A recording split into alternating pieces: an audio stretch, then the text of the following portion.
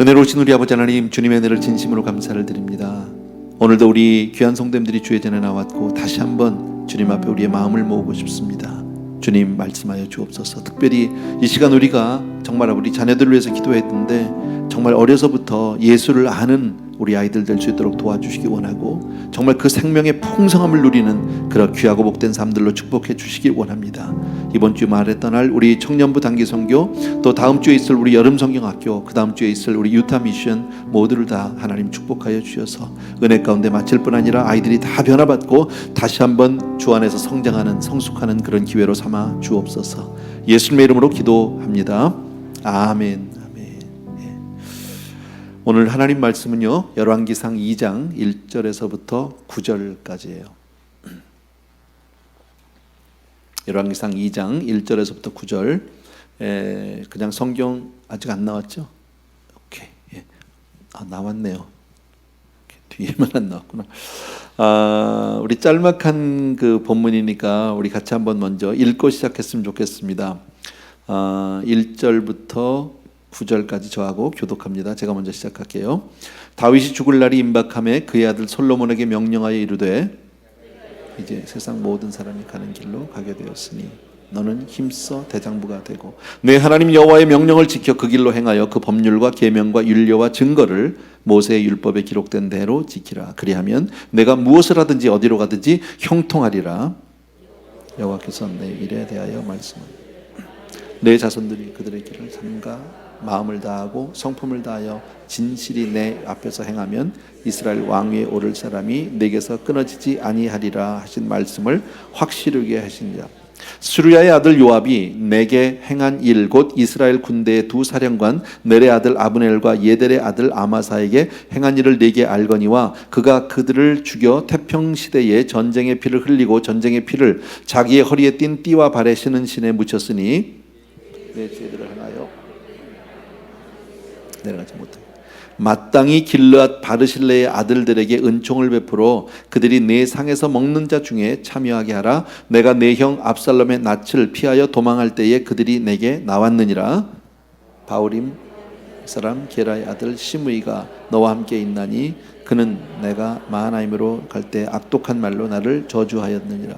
그러나 그가 요단에 내려와서 나를 영접함으로 내가 여호와를 두고 맹세하여 이르기를 내가 칼로 너를 죽이지 아니하리라 하였나. 다 같이요. 그러나 그를 무죄한 자로 여기지 말지어다. 너는 지혜 있는 사람이므로 그에게 행할 일을 알지니 그의 백발이 피 가운데 스올에 내려가게 하라. 아멘. 아멘. 오늘은 다윗이 마지막 그 유언을 한 내용입니다. 유언의 내용입니다. 사람들은 대개 유언을 남길 때 어떤 내용을 쓸까요? 혹시 우리 성도님 중에서 혹시 유언을 작성하신 분이 계실지도 모릅니다.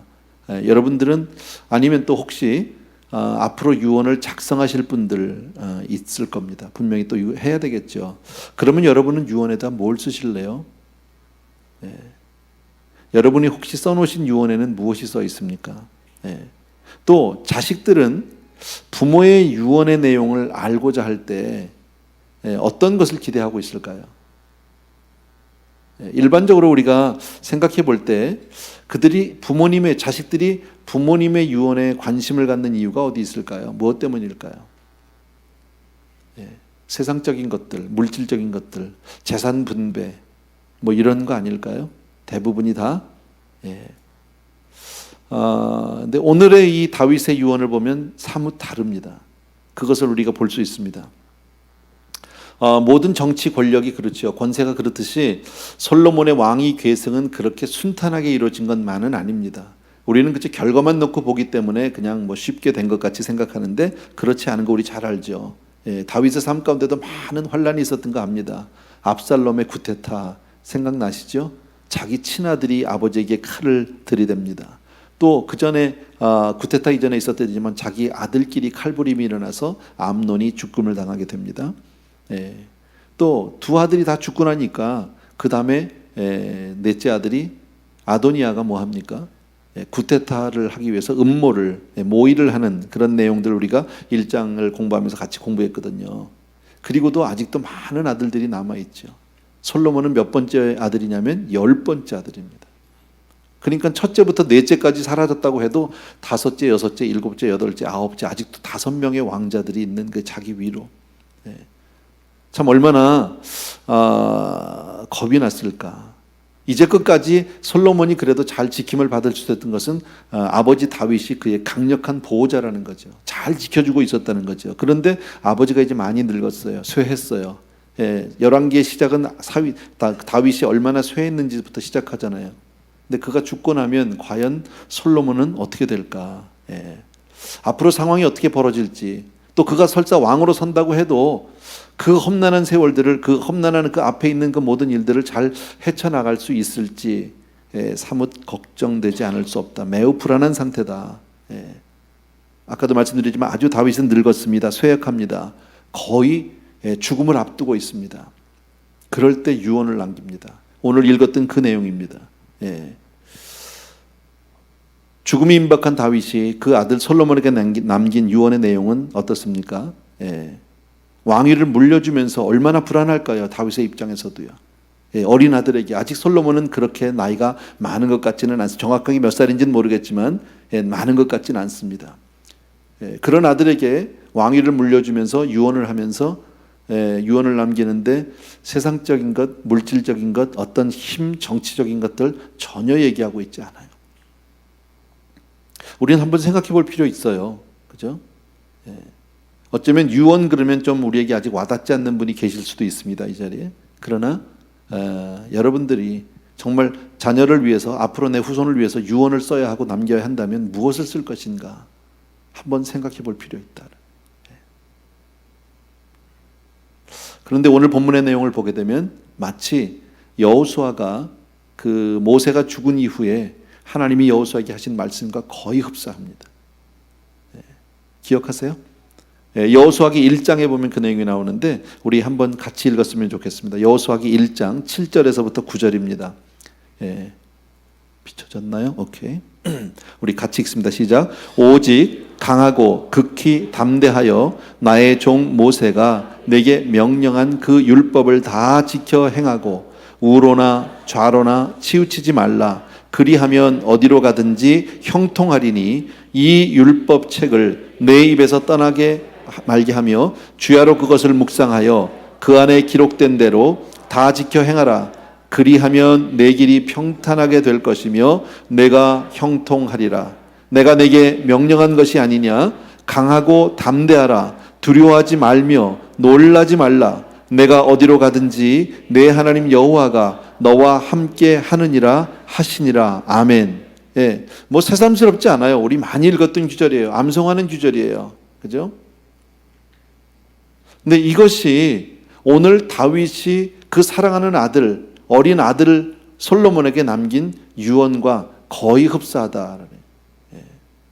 자, 그렇다면 다시 한번 저와 여러분은 우리도 언젠가는 이 세상을 떠나면서 내 자식들에게 뭔가 남길 것이 있을 겁니다. 유언을 하게 될 것입니다. 그럴 때 여러분은 어떤 유언을 하시겠습니까? 여러분은 여러분의 유언장을 작성하면서 정말 무엇을 쓸 것인지를 한번 곰곰이 생각해 보시기 바랍니다. 거의 대부분이 세상 사람들 유언장에는 재물에 대한, 재산에 대한 것밖에 없습니다. 그래서 많은 자식들이 그로 인해서 다툼이 생기고 분열이 생기고 싸움이 생기는 겁니다. 그러나 오늘 성경을 하나님이 여호수아를 축복한 것을 봐도 그렇고 다윗이 그 아들 솔로몬에게 축복한 내용을 보더라도 유언을 남긴 것 보면 세상적인 것, 물질적인 것 전혀 없다라는 것을 우리 꼭 기억해 주셨으면 좋겠어요. 자, 1절부터 3절을 제가 다시 한번 읽겠습니다. 열왕기상 2장입니다. 다윗이 죽을 날이 임박함에 그의 아들 솔로몬에게 명령하여 이르되 내가 이제 세상 모든 사람이 가는 길로 가게 되었노니 너는 힘써 대장부가 되고 내 하나님 여호와의 명령을 지켜 그 길로 행하여 그 법률과 계명과 율례와 증거를 모세의 율법에 기록된 대로 지키라. 그리하면 내가 무엇을 하든지 어디로 가든지 형통하리라. 여러분 이 말씀 어렵지 않은데 오늘 특별히 3절 말씀을 보면서 내 하나님 여호와의 명령을 지켜서 그 길로 행하여 그 법률과 계명과 율례와 증거와 모세의 율법에 기록된 대로 지키라. 그리하면 내가 무엇을 하든지 어디로 가든지 형통할지라. 정말 이 말씀을 여러분이 생명과 같이 믿으시면 마음속으로만 아멘 하세요. 정말 이 말씀을 생명같이 믿으면 내 자녀가 잘 되는 길이 바로 여기 있다. 그죠? 내 자녀가 정말 잘 되는 게 내가 재산을 얼마나 많이 물려주느냐, 얼마나 좋은 학교를 보내느냐, 얼마나 많은 부동산을 주느냐, 거기에 있지 않다라는 거예요. 성경은 분명히 말씀하기를 하나님 말씀 안에 하나님 말씀대로 살고 하나님 말씀대로 그렇게 지키면 그게 형통한 길이 있다라고 말씀한다. 정말 믿느냐는 거죠, 여러분. 이게 안 믿어지면 우리는 세상 사람하고 똑같이 삽니다. 교회 나온 것 외에는 다르지 않습니다. 저는 사실 오늘 설교 제목을요, 다윗의 유언이라고 하기 좀 너무 이렇게 뭐라 그럴까요? 그냥 성경에 있는 그 너무 플레인한 것 같아요. 그거보다는 그냥 이렇게 쓰고 싶었어요, 사실은요. 세상 사람처럼 살면 안 됩니다. 이렇게 쓰고 싶었어요. 우리는 그렇게 살면 안 되는 거죠. 세상 사람들은 그렇게 살아야 돼요. 그러나 하나님의 백성은 그렇게 살면 안 돼요. 그것이 성경에서 우리에게 보여주는 거예요. 세상 사람처럼 살면 안 된다라는. 왜? 우리는 특별한 사람이니까. 여러분, 수많은 민족 가운데 이스라엘 사람들은 특별한 사람입니다. 하나님께서 부르셨고 하나님께서 그들을 축복하셨고 하나님이 그들을 통해서 뭔가 메시지를 던지고 사용하는 그런 민족이다. 믿습니까, 여러분? 그래서 그들은 반드시 하나님의 말씀을 지켜야 형통할 수 있습니다. 하나님이 말씀대로 살아야, 순종해야, 그래야 잘 될 수 있습니다. 믿습니까? 가나안을 보십시오. 가나안은 도저히 이스라엘 실력으로 정복할 수 있는 땅이 아닙니다. 가나안의 열족을 감당할 수 없습니다. 이스라엘 사람들이 뭐라고, 40명의 정탐꾼이 가서 뭐라고, 12명의 정탐꾼이 가서 뭐라고 그랬습니까? 보고 와서 우리 메뚜기 같다고 그랬잖아요. 우리는 저들의 밥이라고 얘기했잖아요. 그것이 이성적인 판단입니다. 눈으로 보고 상식적으로 보는 판단은 바로 그런 거다라는. 그러나 하나님은 뭐라고 그랬어요? 그들이 너희의 밥이라고. 그들은 우리의 밥이라고. 그렇게 얘기하잖아요. 오히려 거꾸로 우리가 그들의 밥이 아니라 그들이 우리의 밥이라고. 믿음으로 바라보면 세상을 이길 수 있어요. 그것이 우리 믿는 사람들의 삶의 비밀이에요. 우리는 똑같은 세상에 살고 있는데 저와 여러분 믿음의 사람이 이 땅에서 우리가 세상 방식으로 살아서는 절대 이기지 못해요. 어떤 경우에도 우리는 승리하지 못해요. 하나님이 또 그렇게 두지도 않아요. 당신의 백성이기 때문에. 우리는 반드시 하나님의 도우심으로 살아야 하고 하나님의 말씀을 통해서 살아야 하고. 믿습니까, 여러분? 오늘 다윗이 이런 얘기를 하죠. 세상 모든 사람이 가는 길을 따라서 나도 간다는 거죠. 뭘 얘기합니까? 죽음을 얘기합니다. 세상 모든 사람이 가는 길입니다. 무슨 얘기일까요? 세상에는 끝이 있어요. 영원할 것 같지만 반드시 마칠 때가 있다. 우리도 언젠가는 반드시 우리의 인생을 마친다는 거죠. 언젠가 우리 인생이 끝나는 날이 반드시 있다. 그러나 성경이 뭐라고 말씀하면 죽은 다음에는 뭐가 있습니까? 심판이 있습니다.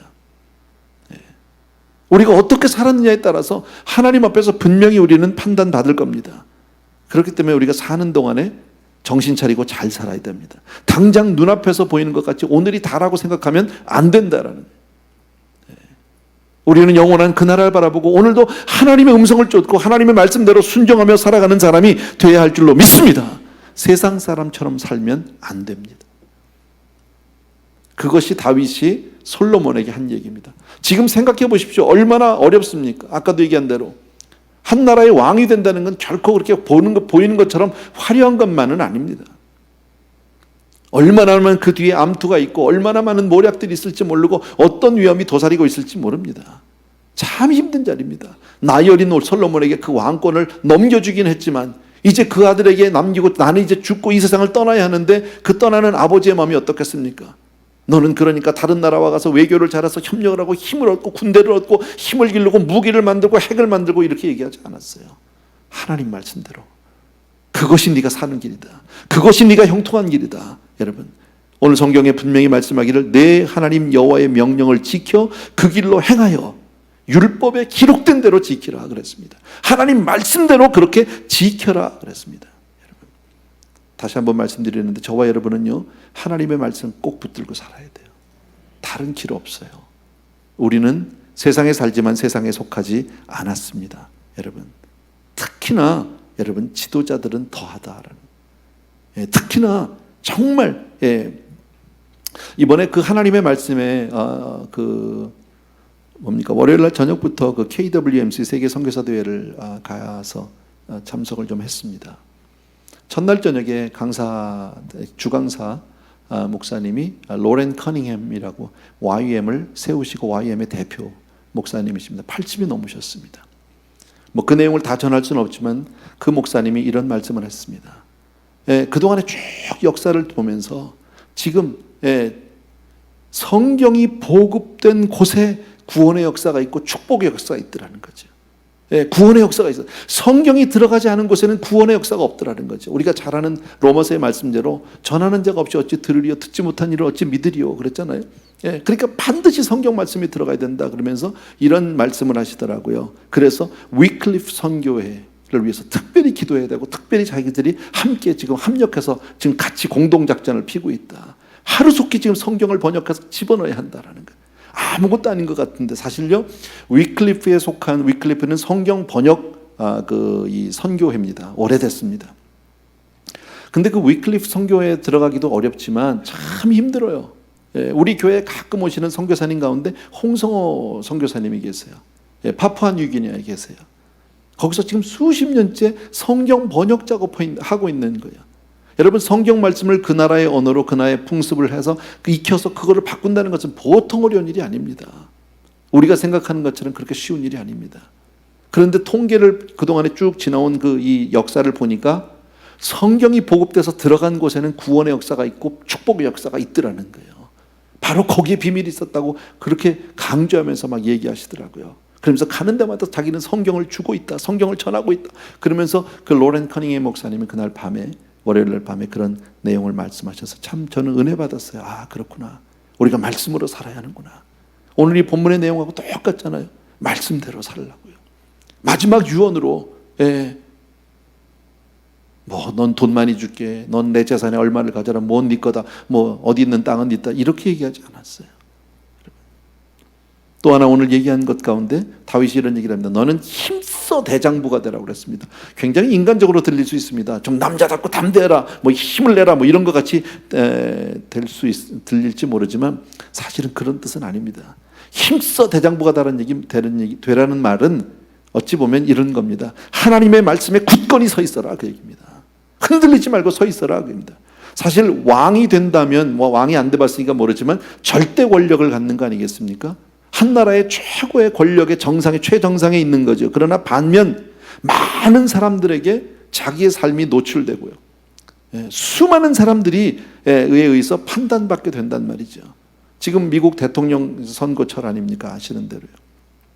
아직 대통령 되지 않았지만 그 후보들 지금 두 사람으로 좁혀졌지만요, 트럼프냐 힐러리냐 지금 둘 중에 하나인데 그 사람들의 말 한마디에 따라서 전 세계가 떠들어댑니다. 그 사람의 행동 하나에 따라서 전 세계가 떠들어댑니다. 얼마나 많은 사람들의 시선에 주목을 받는다는 건 좋지만 그만큼 많은 판단이 있다라는 거죠. 그 지도자라는 건 그래서 어려운 거예요. 뭐 하나 마음대로 할 수 없어요. 어디 가서 마음대로 다리 뻗고 잘 수도 없어요. 마음대로 뭘 먹을 수도 없고 갈 수도 없어요. 여러분, 수많은 사람들이, 그 가운데 수많은 사람 주변에 몰려들어서 아부하는 사람도 있을 거고 이용하려는 사람도 있을 거고 수많은 사람들이 이 얘기 저 얘기 수많은 가십들이 있을 겁니다. 그럴 때마다 흔들리지 않고 잘 판단해야 되는 거죠. 정말 올바른 결정을 해야 하는 거죠. 어떤 상황이 몰려와도 어려운 내색을 해서는 안 되는 거죠. 지도자는요. 왕이라면 그런 거 아니에요? 약한 모습을 보일 수 없는 거 아닙니까? 그래서 리더의 자리, 그 왕의 자리는 굉장히 외롭고 힘들고 괴로운 자리입니다. 결코 보이는 것처럼 그렇게 화려한 자리만은 아닙니다. 더군다나 어린 나이에 지금 이 왕권을 이어받아서 한 나라의 왕이 된다는 것은 솔로몬에겐 굉장한 스트레스고 부담입니다. 그렇기 때문에 뭐 해야 하는 거예요? 마음을 강하게 해야 하는 거예요. 조금도 흔들리지 않아야 되는 거예요. 나약한 의지를 보이면 안 된다라고. 그래서 유언을 하면서 힘써서 명령했다고 얘기합니다. 명령했다. 여러분, 마음을 굳게 하고 어떤 상황에서도 흔들리지 않으려면요, 말씀에 대한 확신이 있어야 합니다. 좌로나 우로나 치우치지 않으려면 하나님의 말씀을 바로 알아야 합니다. 다른 길이 없습니다. 세상 살면서 우리는 이 눈치도 볼 수 있고 저 눈치도 볼 수 있습니다. 그러나 말씀이 그 중심에 분명히 서 있는 사람은 어떤 경우에도 흔들리지 않습니다. 세상 눈치 보지 않습니다. 그것이 오늘 성경에서 우리에게 말씀해 주시는 겁니다. 예, 하나님의 지혜와 용기와 어떤 그 이 행할 것을 결단해야 한다라는 거예요. 예, 욕도 먹을지도 몰라요. 예, 대가를 치르게 될지도 몰라요. 앞에 선다는 거 쉽지 않더라고요. 저는 작은 오늘 본문에서 얘기하는 왕하고 별 비교할 수 없지만 한 교회를 이끌고 가는 이 목사의 자리도 쉽지는 않더라고요. 수많은 사람들이 쳐다보고 요즘에 얼마나 많은 사람들이요, CD를 통해서 설교를 듣고 방송을 통해서 듣고, 예, 인터넷을 통해서 뒤집고, 얼마나 복잡한지 몰라요. 그러고 나선 자기들 하고 싶은 대로 떠들어요. 하고 싶은 대로 떠들고요, 만약에 그러다가 걸리면 아니면 말고예요. 얼마나 많은 가십의 대상이 되는지 몰라요.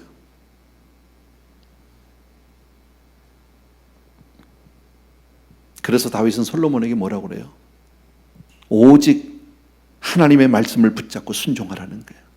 그래야만 우리가 이 세상 가운데서 흔들리지 않을 수 있어요. 그래야만 우리가 사람들 앞에서 우리가 흔들리지 않을 수 있다라는 거예요. 여러분, 다시 한번 말씀드릴게요. 하나님의 백성은요, 세상 사람처럼 살면 안 됩니다. 그것이 오늘 성경에서 다윗이 유언한 겁니다. 자기 사랑하는 아들에게, 가장 사랑하는 아들에게 유언으로 남긴 게 뭡니까? 흔들리지 마라. 하나님 말씀으로 살아야 된다. 하나님을 순종하지 않으면, 하나님께 순종하지 않으면 어떠한 복도 받을 수 없다. 그게 하나님의 백성이 사는 길이다라는 사실입니다. 여러분, 왕 되는 게 내 힘으로 돼요? 안 돼요. 아까 4절에서 그 얘기 나왔잖아요. 제가 읽어드릴까요? 여호와께서 내 일에 대하여 말씀하시기를, 만일 내 자손들이 그들의 길을 삼가 마음을 다하고 성품을 다하여 진실이 내 앞에서 행하면 이스라엘의 왕위에 오를 사람이 내게서 끊어지지 아니하리라. 누가 끊어지지 않게 해주겠다는 거예요? 하나님이 끊어지지 않게 해주시겠다는 거예요. 하신 말씀을 확실히 이루신다고 그랬죠. 그러니까 왕이 어떤 왕권을 잡고 어떤 지도자의 위치에 서는 것은 내 힘으로 되는 게 아니에요. 내가 노력해서 되는 것이 아니에요. 내가 얻고자 해서 되는 것이 아니라 하나님이 허락해 주셔야 되는 거고, 하나님이 세워 주셔야 되는 줄로 믿습니다. 예, 한마디로 모든 복은 하나님이 주셔야 된다. 믿으시면 아멘. 예, 모든 복은 하나님이 주셔야 된다. 여러분, 이거 너무나도 기본적인 얘기인데 오늘 밤에 다시 한번 내 가슴에 새겼으면 좋겠습니다. 예, 정말 나는 그렇게 믿는가? 내가 자녀 교육을 하면서 정말 나는 그렇게 믿고 자녀들에게 하나님 말씀 위주로 그렇게 내가 자녀를 교육하는가? 아니면 어떻게 해서든지 그저 세상 지식을 하나라도 더 주려고 하고, 지식이 나쁘다는 것 아닙니다. 그러나 하나님을 모르는 지식은 자식을 파멸의 구렁텅이로 집어넣고 맙니다. 물질 좋은 거죠. 많으면 좋습니다. 그러나 하나님을 모르는 물질은 내 인생을 멸망하게 만든다라는 사실입니다. 내 자식의 삶 망칠 수 있습니다. 꼭 기억해 주셔야 합니다. 자, 5절부터 아까 9절까지 읽었지만 다시 한번 보십시오. 다윗이 또 하나의 부탁을 하게 됩니다. 수르의 아들 요압이 내게 행한 일, 곧 이스라엘 군대의 두 사령관 넬의 아들 아브넬과 예델의 아들 아마사에게 행한 일을 내게 알거니와 그가 그 아들을 죽여 태평시대에 전쟁의 피를 흘리고 전쟁의 피를 자기 허리에 띤 띠와 발에 신은 신에 묻혔으니 내 지혜대로 행하여 그의 백발이 평안히 스올에 내려가지 못하게 해라. 요압에 대해서 얘기하고 있습니다. 네. 그 다음에 바르실레에 대해서 얘기하고 있고, 그 다음에는 누굽니까? 네, 시므이, 죄송합니다. 네. 시므이에 대해서 얘기하고 있다. 이 사건을 우리가 보면서요, 참 공의가 살아있다라는 것을 알 수 있어요. 우리는 세상을 살다가도 가끔은요, 정말 내가 이렇게 사는 게 맞는가? 조금 나도 타협하고 일단 세상 가운데서 살아남아야 될 게 아닌가? 내가 이렇게 살면 나만 손해보는 것 같고, 예수 믿는 게 어쩌면 나만 희생하는 것 같고, 나만 바보 같은 것 같은 느낌이 들 때가 있는데, 아니 그렇지 아니하다. 여러분, 하나님의 공의가 살아있는 줄로 믿습니다. 공의대로 갚아진다라는 거예요. 첫 번째 얘기죠. 한마디로 이게 뭐예요? 그 아들 솔로몬에게 왕권을 물려주면서 요압을 없애라는 겁니다. 요압 장군, 여러분 잘 아는 사람입니다. 사실 족보로 보면 요압은 다윗의 조카뻘 되는 사람입니다.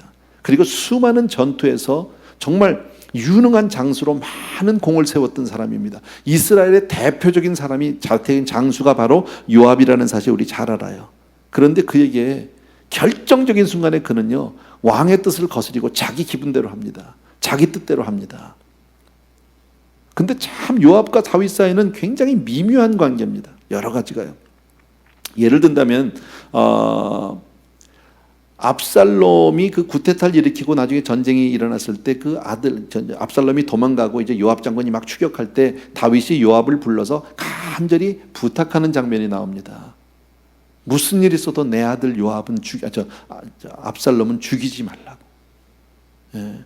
지금 이미 압살롬은 이제 이 패해서 도망가는 과정에 있었고 요압은 쫓아가는데 그때 다윗이 부르는 거죠. 내 아들 압살롬 죽이지 말아달라고. 제발 죽이지 말아달라고.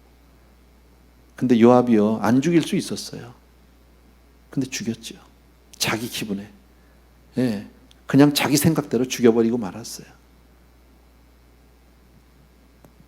사실 부하 직원이라는 게 뭡니까? 종이라는 게 뭡니까? 주인의 뜻대로 하는 거잖아요. 그죠? 순종이 뭐예요? 하나님의 말씀대로 하는 거죠. 내 기분에 안 맞아도 하나님의 뜻대로 순복하고 무릎 꿇는 게 그게 순종인데 요압은 그렇지 않았다는 거예요. 엄밀히 말하면 다윗의 수하 있는 사람인데 다윗의 말을 듣지 않았던 사람이에요. 또 오늘 두 사람을 얘기 나오죠. 예, 아브넬이라는 사람이 나오고 또 하나는 아마사라는 사람이 나오는데 이건 사무엘서에 다 나오는 이야기인데 잠깐 이렇게 그 정리를 해드리면 이런 겁니다. 아브넬이나 아마사라고 하는 두 사람 다 장수들인데 다윗에게 그렇게 잘했던 사람들은 아니에요. 예. 그러나 나중에 다 다윗의 품으로 돌아왔어요. 예. 그리고 다윗은 그들을 벌하지 않았어요. 죽이려고 하지 않았어요. 근데 요압이 자기 성질을 못 이겨서 두 사람을 다 죽이게 됩니다. 특별히 아브넬이라는 사람에 대해서 우리 성경 봤는데 원래 아브넬이라는 사람은 사울 왕의 장수예요. 그러니까 다윗하고는 정반, 다윗을 쫓던 사람이라고 볼 수 있겠죠. 예. 사울 왕의 장수인데 사울이 죽은 다음에 다윗에게 어쨌든 사울 왕이 죽었어요. 죽고 난 이후에 이제 왕이 죽고 나니까 이제 끈떨어진 년이 됐잖아요. 그때 사울의 아들 중에서 이스보셋이라는 아들을 데리고 가서 그를 왕으로 만듭니다. 예, 왕을 세웁니다. 정통성의 문제겠죠. 사울 왕의 아들이니까. 그리고 나서 모든 권력을 자기가 쟁취하게 됩니다. 사실은요. 뒤에서. 예. 그 야심 있는 사람이겠죠. 그리고 나서 거들먹거리고 있다가 무슨 일이 벌어졌냐면 죽은 사울 왕의 후궁을 자기 여자로 만듭니다. 예. 참 여자 문제 참 복잡해요, 그죠? 그러고 나서 이스보셋하고 이제 이게 뭐랄까 사이가 갈라지게 됩니다. 예, 그리고 나니까 이스보셋하고 갈라지고 나니까 그 다음에 어디로 오냐면 다윗에게로 손을 내밀게 돼요. 근데 다윗이 그를 품어줬어요. 그리고 와서 잘하라고 그랬어요. 예. 그런데 그 도망가는 다윗과 그 이 아브넬과의 그 군 사이에서 도망가면서 했던 전쟁 가운데서 물론 아브넬이 지기는 했는데 문제가 뭐냐면 그때 지면서 적군, 그러니까 다윗의 수하 있는 장수를 하나 죽였는데 누굴 죽였냐면 요압 장군의 동생을 죽이게 됩니다. 그러니까 요압 입장에서는 뭐예요? 내 동생 죽인 놈입니다. 예, 손들고 다윗 밑으로 왔습니다. 그래서 다윗은 그를 살리라고 했는데 요압이 가서 죽입니다. 칼로. 예, 다윗의 뜻에 반했어요. 또 아마사라고 하는 사람은 압살롬이 난을 일으켜서 그 피할 때 그 다윗이 피신할 때 요압을 대신해서 장수로 섰던 사람입니다. 그러니까 요압이 볼 땐 저게 감히 내 자리를 넘봐 이렇게 된 거예요. 그래서 또 죽였어요. 그러니까 참 요압은 그런 사람이에요. 예. 또 우리 열왕기를 시작하면서 요압이 나왔던 이야기가 뭡니까? 아도니아가 자기가 왕이 되려고 음모를 모의를 할 때 거기에 제일 먼저 가담했던 사람이 누굽니까? 요압이다라는 거예요. 예. 그런가 하면 밧세바 사건 있죠. 그 유명한 밧세바 사건에서 우리아를 죽게 만든 그 사람도 누구예요? 요압이에요. 그러니까 요압하고 다윗은 이렇게 저렇게 많이 설켜 있어요. 어쩌면 다윗의 입장에서는 요압은 눈에 가시 같은 사람이에요. 올무예요. 떼어낼 수도 없고 버릴 수도 없고 그렇다고 품기도 그렇고 내 말도 잘 안 들어주고 아주 껄끄러운 사람이에요.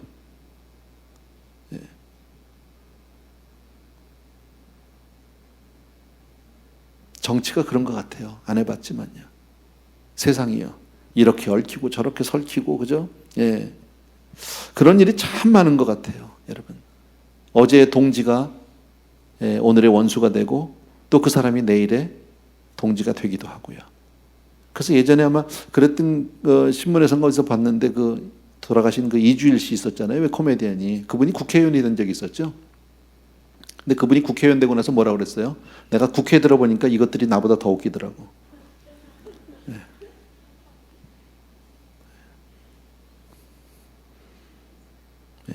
또 두 번째, 아까 그 바르실레 얘기하는데 바르실레 얘기 조금 뒤로 하고요. 그 다음에 시므이가 나왔죠. 시므이도 없애라고 그랬습니다.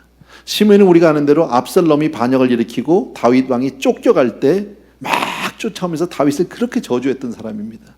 근데 이제 전세가 역전이 돼서 다시 예루살렘으로 다시 이제 환궁을 하게 될 때 시므이가 가서 바짝 엎드리죠. 다윗한테 살려달라고 합니다. 근데 그때 다윗이 그를 살려주겠다고, 벌하지 않겠다고, 죽이지 않겠다고 맹세한다.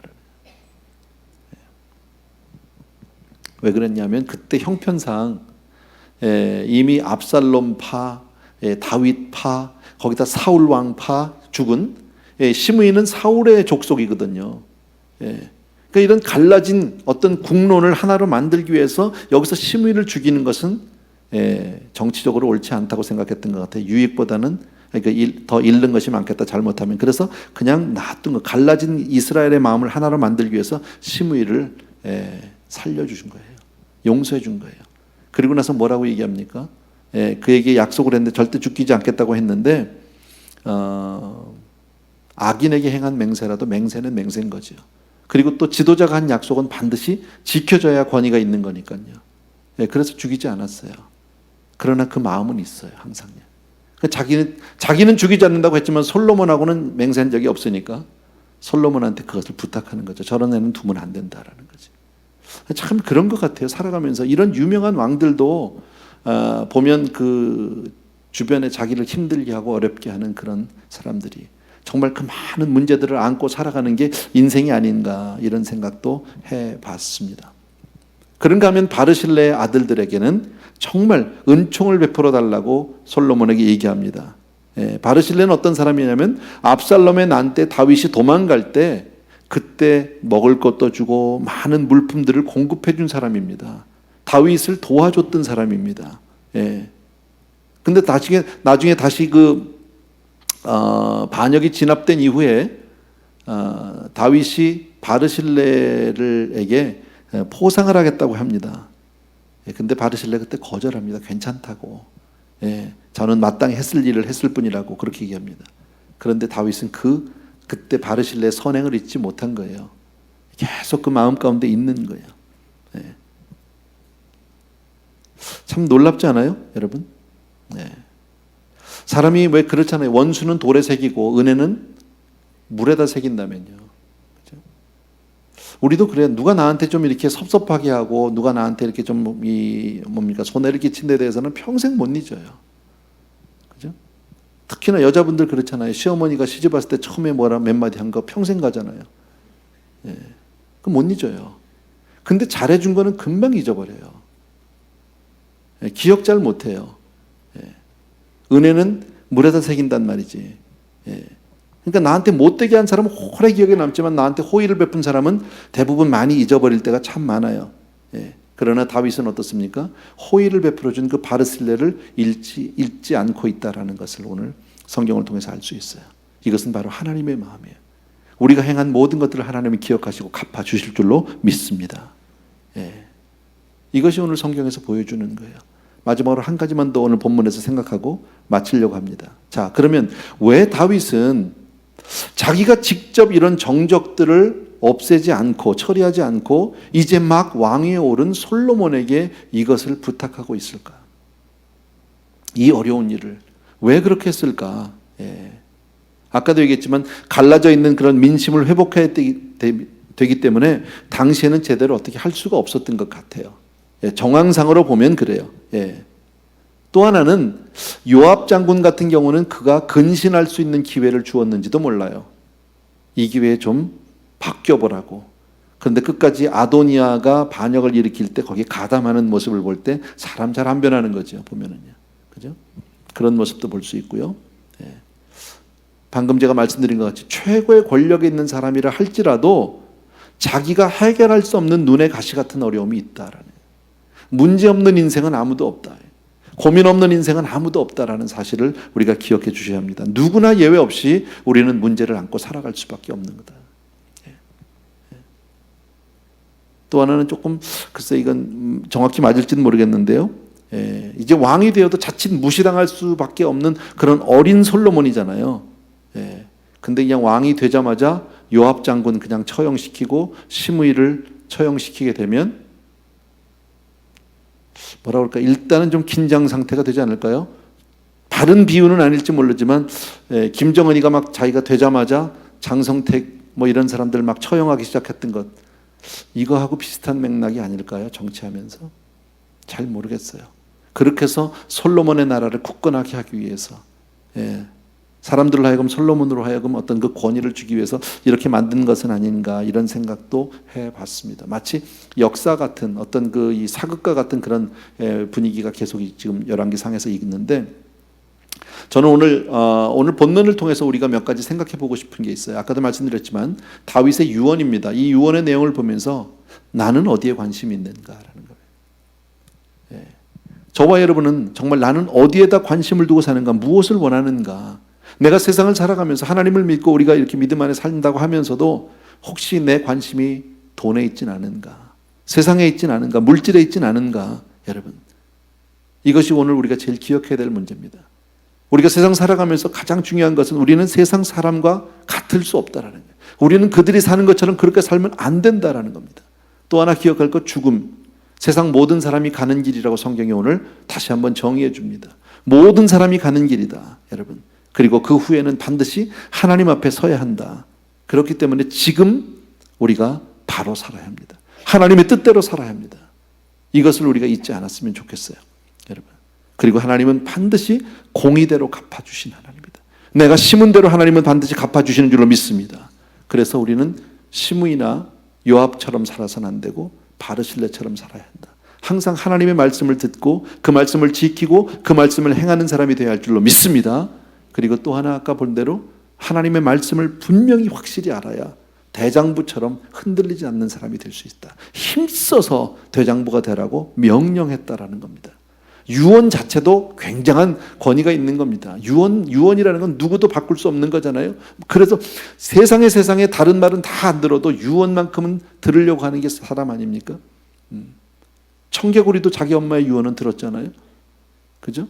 그렇게 말을 안 듣던 청개구리도 자기 엄마의 마지막 유언을 들어놓고, 그리고서는 그냥 그 냇가에다가 시냇가에다 무덤만 들어놓고 그렇게 운다면요. 저는 언젠가 책에서, 이거 좀 다른 이야기인데요, 그 손봉호 교수님이 쓴 책에서 그런 내용을 읽어본 적이 있어요. 청개구리 그 이야기를 하면서 손 교수님이 이런 얘기 하더라고요. 그 부모가 잘못한 거라는 거예요. 부모가 왜 마지막에 가서 거짓말을 했느냐는 거죠.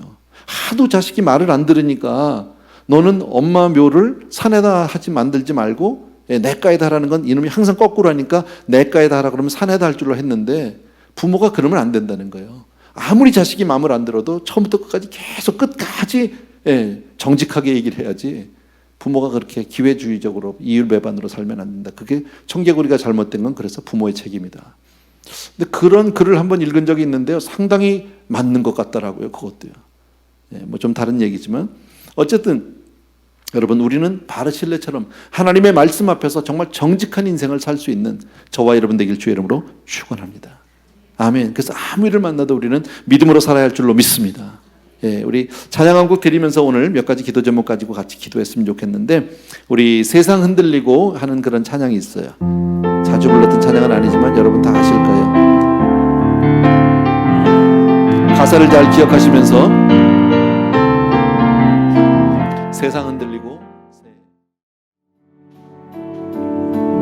참으로 은혜로우신 우리 아버지 하나님, 오늘 말씀을 통해서 짤막하고 간단한 말씀이지만 우리의 삶을 비춰보고 돌아볼 수 있게 해주시니 진심으로 감사를 드립니다. 우리가 세상 사람처럼 살면 안 된다고 오늘도 말씀을 통해서 가르쳐 주시고, 어렵고 힘들지만 우리는 얼른 아버지 하나님 주의 정말 다윗처럼 그렇게 우리 자녀들에게 유산을 남길 수 있도록 도와주기 원합니다. 믿음의 유산, 말씀의 유산을 남기는 사람이 되게 도와주기 원하고, 나부터 우선 아버지 하나님 말씀대로 살아가는 사람이 될 수 있도록 도와주시기 원합니다. 그리고 반드시 공의로 갚아진다는 사실을 잊지 않게 도와주시기 원하고, 세상 살아가면서 늘 하나님의 임재 가운데, 정말 하나님의 아버지 임재 가운데서 떠나지 않는 우리 성도님들 되게 하여 주시옵소서.